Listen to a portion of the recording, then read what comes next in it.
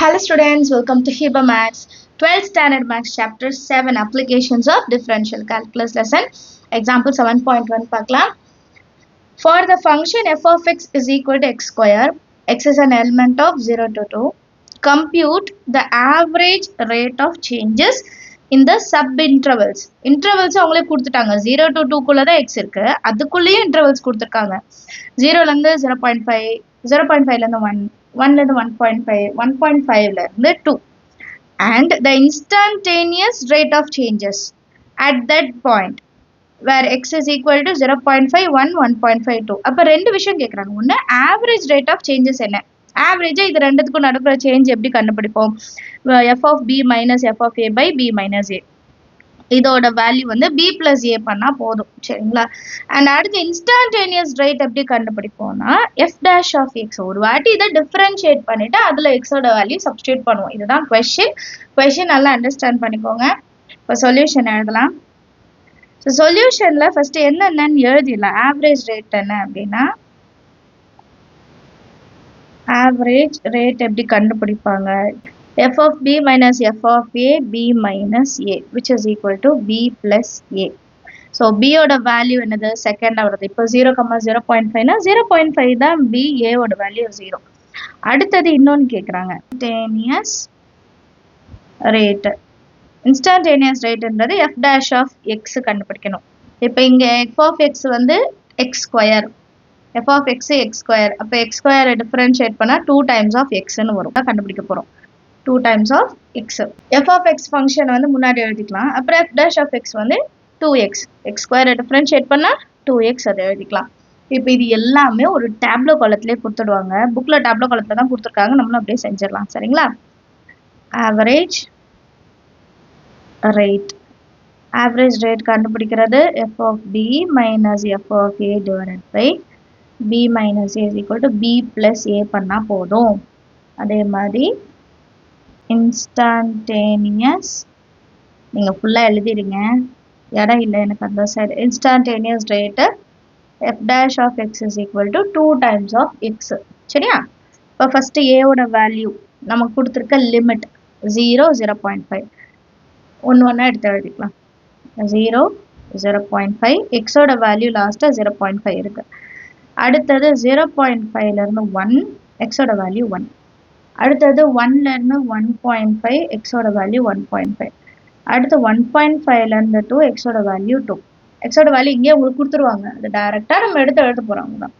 இப்போ ஏ என்ன தெரியும், பி என்ன தெரியும், ரெண்டுத்தையும் ப்ளஸ் பண்ணால் ஆவரேஜ் ரேட் வேல்யூ கிடச்சிரும் 0.5. 1 plus 0.5 1.5. 1 plus 1.5 2.5. 1.5 plus 2 3.5. கிளியரா? இப்போ இது 2 times of x. இதுதான் x. x-ஐ இன்டூ பண்ணுங்க. 0.5 into 2 1. 1 into 2 2. 1.5 into 2 3. 2 2s are 4. So answer 1 2 3 4. Understand ஆகுது. சம் கான்செப்ட் அண்டர்ஸ்டாண்ட் பண்ணிக்கோங்க. ரொம்பவே ஈஸியாக இருக்கும். அடுத்த கொஸ்டின் பார்க்கலாம். Second question example 7.2. The temperature T in Celsius in a long rod of length 10 meter insulated at both ends is a function of length x given by t is equal to x into 10 minus x.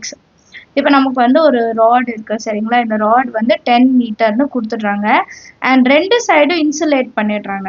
இந்த ராட்ல இருக்கிற temperature, அந்த டெம்பரேச்சரோட function எப்படி இருக்குன்னா t is equal to x into 10 minus x.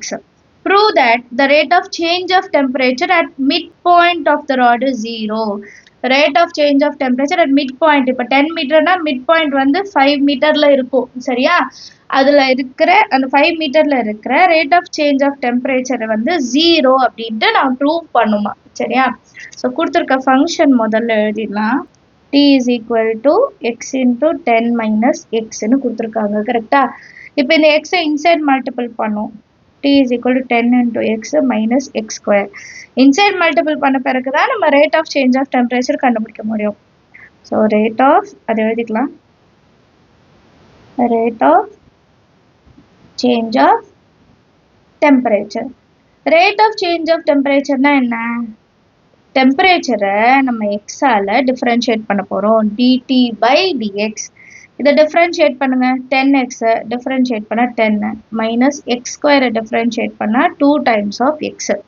இப்போ அடுத்து என்ன கேட்குறாங்க at mid point. Mid பாயிண்ட்ல தான் நம்மளோட வேல்யூ 0 ஆகும் அப்படின்னு சொல்லியிருக்காங்க. At mid point rate of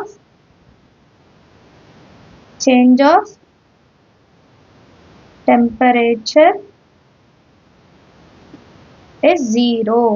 இது அவங்க ப்ரூஃப் பண்ண சொன்னது கரெக்டா. ஸோ அட் மிட் பாயிண்ட்னா at x is equal to 5 metre. ஏன்னா டோட்டல் லென்த் எவ்வளோ கொடுத்துருக்காங்க 10 மிட் பாயிண்ட் 5. இப்போ சப்ஸ்டியூட் பண்ணுங்க dt by dx is equal to 10 minus 2 times of x இருக்க இடத்துல 5. இப்போ 10 minus 2 5s are 10 which is equal to 0. அப்போ dt by dx ஓட வேல்யூ 0 தான் அவங்க சொன்னது ப்ரூவ் ஆயிடுச்சு கரெக்டா. ஸோ ஹென்ஸ் ப்ரூவ்டுன்னு எழுதிடலாம். At mid point rate of change of temperature வந்து 0 ஆயிடுச்சு. அடுத்த கொஸ்டின் பார்க்கலாமா. Next example 7.3. A person learned 100 words for English test. The number of words the person remember in t days after learning is given by Wt is equal to 100 into 1 minus 0.1 into t square, where t ஓட limit வந்து 0லேருந்து 10 வரைக்கும். சரிங்களா. இப்போ ஒரு person வந்து 100 words படிக்கிறாரு English டெஸ்ட்டுக்காக. சரியா. அவர் படிச்சதுலேருந்து D days கழிச்சு, இப்போ 1 நாள் 2 நாள் கழிச்சு அவர் எவ்வளோ வார்த்தையை ஞாபகம் வச்சிருப்பாரு அப்படின்னா இந்த ஃபங்க்ஷன் கொடுத்துருக்காங்க. W of t வந்து 100 into 1 minus 0.1 into t whole square. What is the rate at which the person forgets the words 2 days after learning?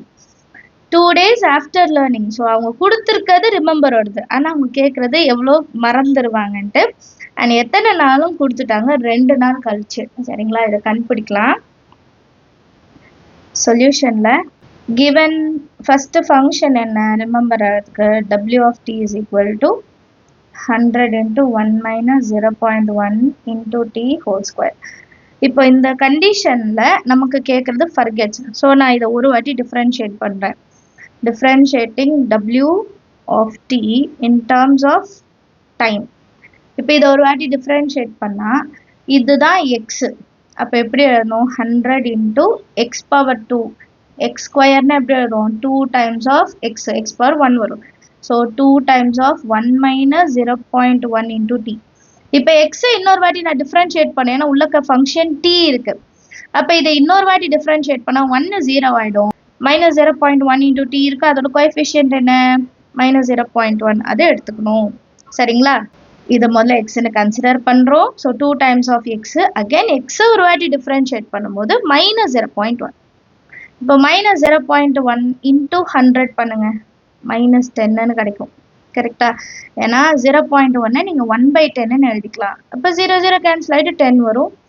into 2 into 1 minus 0.1 into t. So final answer minus 20 into 1 minus 0.1 into t. இது வந்து differentiation of W of t divided by dt. இப்போ அவங்க எத்தனை நாள் கழிச்சு கேட்குறாங்க 2 நாள். சரியா. at t is equal to 2. ஏன்னா 2 நாள் கழிச்சுன்னு கேட்கும்போது d of wt by dt is equal to minus 20 1 minus 0.1 into 2ன்னு எழுதிக்கணும். t இருக்கிற இடத்துல 2. So minus 20 1 minus 0.2. 1 minus 0.2 1.0 minus 0.2ன்னு எடுக்கணும். அப்போ 0.8 வரும். சரியா. So minus 20 into 0.8. 8 2s are 16. இந்த 0 எழுதுவோம், பாயிண்ட் இருக்கனால கேன்சல் ஆகும். ஸோ மைனஸ் 16 தான் நம்மளோட ஆன்சர். ஸோ 2 நாள் கழிச்சு அவர் மைனஸ் 16 அப்போ வந்து மறந்துடுவார். இப்போ ப்ளஸில் இருந்தால் ஞாபகம் வச்சுட்டு இருக்காது, மைனஸில் வந்திருக்கு. ஸோ அவர் வந்து மறந்துடுவார். சரியா. The person forgets at the rate of 16 words after 2 days of studying. அவ்வளோதான் சம். ரொம்ப ஈஸி. நம்ம சேனல் இது வரைக்கும் சப்ஸ்கிரைப் பண்ணலாம், மறக்காமல் சப்ஸ்கிரைப் பண்ணுங்கள். கூட பெல் ஐகான் செலக்ட் பண்ணிவிடுங்க. தேங்க்யூ ஸோ மச் ஃபார் வாட்சிங்.